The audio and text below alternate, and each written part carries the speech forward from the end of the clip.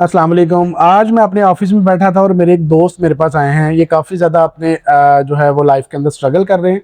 ये फ्रीलांसिंग शुरू करना चाहते हैं और इनके कुछ क्वेश्चंस हैं जिनको मैं एड्रेस करूंगा। आप लोगों को इससे बहुत ज़्यादा फ़ायदा होगा कि अगर एक स्ट्रगलर फ्रीलांसिंग स्टार्ट करना चाहता है तो वो उसको किन किन प्रोसेस से गुजरना पड़ता है। तो अभी चलते हैं इनकी तरफ और इनके क्वेश्चंस को देखते हैं, सुनते हैं और मैं उनको एड्रेस करूँगा। जी बताइए। ग्राफिक डिज़ाइनिंग सीख के उसके बाद मैं एज अ फ्रीलांस वर्क करना चाहता हूँ।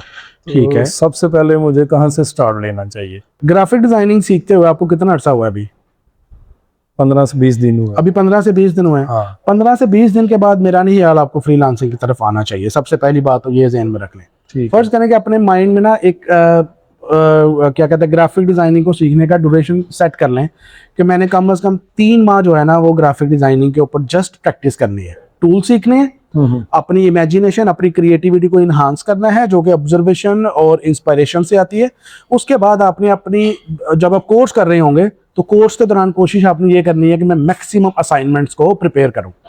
सही है। वो किसी भी निश के अंदर हो सकता है, चाहे आप पैकेजिंग ले लें, चाहे आप लोगो डिजाइन के अंदर चले जाएं, चाहे आप ब्रांड आइडेंटिटी के अंदर चले जाएं, किसी भी निश के अंदर आपको ये एक निश चूज करें, उस निश के अंदर जो है ना वो अपनी प्रैक्टिस करें और at the end of the course at least आपके पास 20 ऐसे प्रोजेक्ट्स हों जो आप कल को फ्रीलांसिंग में आए जब तो आप अपने क्लाइंट्स को वही प्रोजेक्ट्स दिखा के उनको विन कर सकें। अच्छा, निश हमें किस जगह पे जाके सिलेक्ट करनी है? अभी देखें लर्निंग के दौरान तो हमें जस्ट टूल सीख रहे हैं, सॉफ्टवेयर सीख रहे हैं, तो नीश की समझ नहीं आती कि हमें किस नीश में जाना चाहिए। अच्छा, निश के हवाले से सिंपल ये स्टूडेंट का ये वाकई प्रॉब्लम है कि उनको समझ नहीं आती कि हम कोर्स कर रहे हैं तो कौन सी निश के ऊपर जाएं हम। इसका सिंपल सा फार्मूला ये याद रखें कि आप जब प्रैक्टिस कर रहे हो ना तो प्रैक्टिस के दौरान आपने हर चीज को प्रिपेयर करना है। फॉर एग्जाम्पल आपने लोगो भी डिजाइन करना है, आपने बिजनेस कार्ड भी डिजाइन करना है, आपने सोशल मीडिया के पोस्टर्स भी डिजाइन करने हैं, लेबल भी डिजाइन कर रहे होंगे। ड्यूरिंग द कोर्स आपने इस चीज को महसूस करना है कि यार मेरा किस चीज को ज्यादा करने का दिल करता है। एक तो ये चीज आपने ज़हन में रखनी है, जिस चीज को करने का आपका ज्यादा दिल कर रहा हो आप समझे कि यार मेरी ये निश बन सकती है। लेकिन इसके साथ साथ आपने मार्केट के ट्रेंड्स को भी देख लें। अगर मार्केट का ट्रेंड कहता है कि बिजनेस कार्ड की अब वैल्यू नहीं है, अब कोई भी क्लाइंट आपसे बिजनेस कार्ड नहीं बनवाता, तो फिर आपको बिजनेस कार्ड वाली निश से बाहर आना पड़ेगा क्योंकि और बहुत सारी नई निशेज, इन डिमांड निशेज हैं, आपको फोकस करना चाहिए। फिर आप उन निशेज के ऊपर जो है ना वो फोकस करें। फोकस करने के लिए सबसे पहले हमें सर्च आउट करना है, तो किस प्लेटफॉर्म पे हमें सर्च करना चाहिए? आप फाइवर पे चले जाएं सिंपल, और फाइवर पे जाके वो तमाम कैटेगरीज लिखी हुई हैं जिनके अंदर जो है ना ग्राफिक डिज़ाइन की, जहाँ से आप अपनी निश को सिलेक्ट कर सकते हैं। और किसी भी एक कैटेगरी को अगर आप खोलें तो वहाँ पे आपको ये भी पता लग जाएगा कि इसके अंदर, इस निश के अंदर कितने सेलर्स मौजूद हैं, हर सेलर के पास कितने ऑर्डर चल रहे हैं। तो नंबर ऑफ सेलर्स देखें, जितने कम सेलर हों और जितने ज़्यादा ऑर्डर्स हों वो निश आपके लिए सूटेबल होती। सही हो गया। यानी कि अपना टारगेट एक सेट करना चाहिए कि कम से कम 3 माह के अंदर में जो है वो, बिल्कुल 3 मंथ्स के अंदर आप जो सॉफ्टवेयर आप सीखते हैं, चाहे वो फोटोशॉप है, इलस्ट्रेटर है, कैनवा है या चैट जीपीटी है, कोई भी एआई का टूल है, आपने 3 मंथ्स अपने जहन में रखने हैं। 3 मंथ्स के अंदर आपने इतनी प्रैक्टिस करनी है कि आपके पास कम से कम 20 प्रोजेक्ट्स मौजूद हों और 20 प्रोजेक्ट्स भी ऐसे होने चाहिए जो किसी को दिखाने के लायक हों। सही है। ये नहीं कि आप सिंपल कोई भी असाइनमेंट बना रहे हैं, रैंडम आपने कुछ चीज उठाई है, प्रैक्टिस की है और बस वो ऐसे ही है। नहीं, प्रॉपर उसको प्रोजेक्ट की शेप दें। प्रोजेक्ट देखने के लिए आप बिहांस पे चले जाएं, वहां पे डिफरेंट डिजाइनर्स को देखें, आप उन फॉर्मेट्स के अकॉर्डिंगली अपनी प्रैक्टिस करें। जो वहां पे फॉर्मेट दिया हुआ है उसी फॉर्मेट को यूज करके अपनी प्रैक्टिस करें। वही प्रैक्टिस किए हुए जो असाइनमेंट्स होंगे आपकी, वही आपके प्रोजेक्ट्स बन जाएंगे। यानी कि 20 प्रोजेक्ट हमारे रेडी हों उसके बाद हमें नेक्स्ट जाना चाहिए। बिल्कुल ऐसा ही है, क्योंकि प्रोजेक्ट्स के बगैर आपको क्लाइंट कैसे मिलेगा? क्लाइंट आपको पर्सनली नहीं जानता, आपने रिमोटली क्लाइंट को जो है वो अप्रोच करना है। तो जब क्लाइंट को हम रिमोटली अप्रोच कर रहे होते हैं तो क्लाइंट हमसे हमारा काम मांगता है। मैं भी अगर किसी बंदे को हायर करना चाहूंगा और मैं करता भी हूँ यहाँ पे ऑफिस के अंदर, तो हम अपने जो भी कैंडिडेट्स होते हैं उनसे पहला सवाल मैं ये पूछता हूँ कि अपना पोर्टफोलियो भेजें। पोर्टफोलियो से मैं 80% बंदे को जज कर लेता हूँ कि क्या ये काम कर सकता है या नहीं कर सकता। और कुछ लोगों का पोर्टफोलियो बहुत स्ट्रांग होता है, ठीक है, और वो उनका अपना जेन्युइन काम होता है। इवन हो सकता है उन्होंने वो सीखने के दौरान ही पोर्टफोलियो बनाया हो, लेकिन एटलीस्ट उनकी क्रिएटिविटी समझ आती है कि यार ये बंदा वाकई क्रिएटिव है, ये कर सकता है। फिर ऐसे बंदे को थोड़ा पुश भी करना पड़े तो आप कर सकते हैं। तो क्लाइंट अगर आपसे इंस्पायर हो जाता है, पसंद आता है पोर्टफोलियो, तो आपके मैक्सिमम चांसेस होते हैं हायर होने के। फ्रीलांसिंग के लिए किन किन चीज़ों की हमें ज़रूरत होती है? फ्रीलांसिंग के लिए आपको सिर्फ 3 चीज़ें चाहिए। सही। आपको कंप्यूटर चाहिए, आपको इंटरनेट चाहिए और कोई भी एक स्किल चाहिए। अगर ये 3 चीज़ें आपके पास हैं, आप दुनिया में जिधर मर्जी बैठे हुए हैं, आप फ्रीलांसिंग कर सकते हैं। इन 3 चीज़ों के अलावा आपको कोई चीज़ नहीं चाहिए, इंटरनेट, कंप्यूटर और स्किल। तो जैसे कि आपने बताया प्रोजेक्ट्स जो है हमने बना तो लिए हैं, वो हम यानी कि किस फाइल में उसको ऐड करेंगे या कहाँ कहाँ पे हम उसको लेके जाएंगे कि क्लाइंट हमें अप्रोच करे? और यहाँ पे 2 डिफरेंट सवाल आपने पूछे हैं। एक तो ये है कि आप अपना पोर्टफोलियो किस फाइल फॉर्मेट पे सेव करें, और दूसरा अपने प्रोजेक्ट्स को कहाँ कहाँ पे शो करें। पहले नंबर पे ये है कि आप अपने प्रोजेक्ट को कोशिश करें पीडीएफ के अंदर सेव करें। जिस तरह के क्लाइंट को आप अप्रोच कर रहे हैं, आपके पास उसी तरह की पीडीएफ मौजूद हो। ठीक है, फॉर एग्जांपल अगर आप सिर्फ एक निश में काम नहीं करते, आप मल्टीपल निशेस में हैं, तो हर निश का पोर्टफोलियो पीडीएफ के अंदर अलग होना चाहिए। सही हो ठीक है, अगर आप सिर्फ एक ही निश में काम करते हैं तो आपकी एक ही पीडीएफ फाइल होनी चाहिए। 15 to 20 पेजेस की आप वो पीडीएफ कर लें, जिसके अंदर कह लेंगे 4-5 आपके प्रोजेक्ट्स हों। ठीक है, एक्स्ट्रा प्रोजेक्ट की अगर आपको क्लाइंट को भेजने की जरूरत पड़ती है तो वो आप फिर एक्स्ट्रा उसको बाद में भेजें, जब उसके साथ कम्युनिकेशन स्टार्ट हो जाए। दूसरा सवाल था आपका कि हम इन प्रोजेक्ट्स को कहाँ कहाँ पे शो करें। इसके लिए मैं अक्सर फ्रीलांसर को ये बोलता हूँ कि वो डिफरेंट प्लेटफॉर्म से थोड़ा सा हटके पर्सनल ब्रांडिंग के ऊपर काम करें। उनको सोशल मीडिया के ऊपर आना चाहिए। इंस्टाग्राम के ऊपर उनका अकाउंट हो, बिहांस के ऊपर उनका अकाउंट हो, फेसबुक का पेज हो, वहाँ पे वही असाइनमेंट जो मैं आपको 20 प्रोजेक्ट्स बता रहा हूँ वो वहाँ पर भी लिस्ट करें उनको। वहाँ पे लिस्ट करने से ये होगा कि आप क्लाइंट को डायरेक्ट भी अप्रोच कर सकते हैं।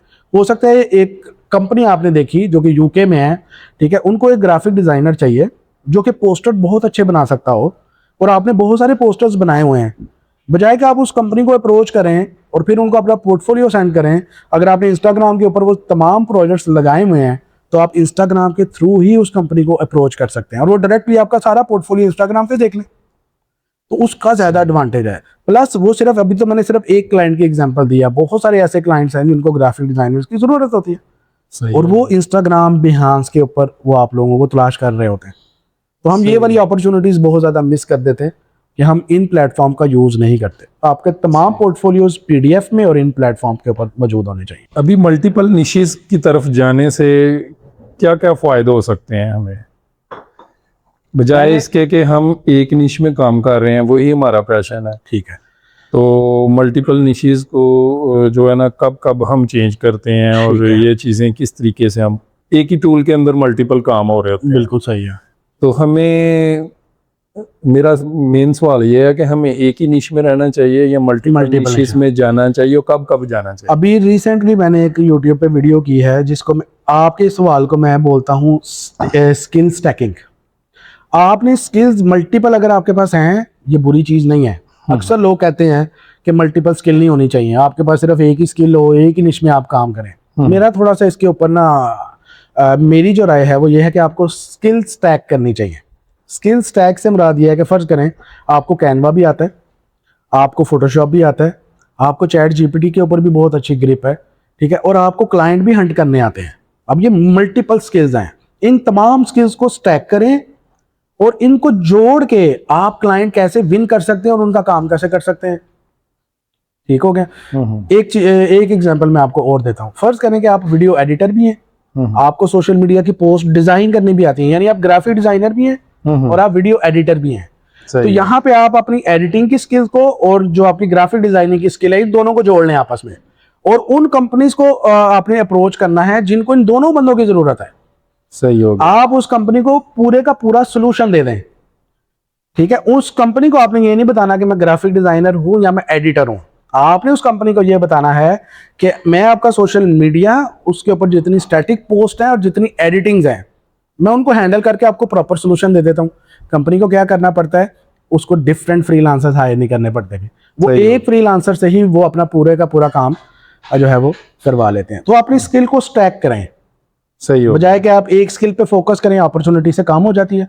स्किल स्टैक करेंगे, ज्यादा अपॉर्चुनिटीज को ग्रैब करके लॉन्ग टर्म क्लाइंट को विन कर सकते हैं। सही हो गया। वो हमें टाइम टू टाइम इन चीजों को देखना चाहिए, साथ में लर्निंग करनी चाहिए। इसके लिए मार्केट एनालिसिस बहुत जरूरी है। क्लाइंट्स का पता हो आपको, आप यूके का क्लाइंट देख रहे हो, यूके के अंदर क्या ट्रेंड चल रहे हैं, वहां पे जो बिजनेसेस हैं क्या वो सिर्फ स्टैटिक पोस्ट लगा रहे हैं या रील्स के ऊपर भी फोकस कर रहे हैं। अगर उनका फोकस रील्स पे भी जा रहा है और आप सिर्फ कहते हैं कि मैंने इंस्टाग्राम की सिर्फ स्टैटिक पोस्ट ही डिजाइन करनी है, तो आप पीछे रह जाएंगे।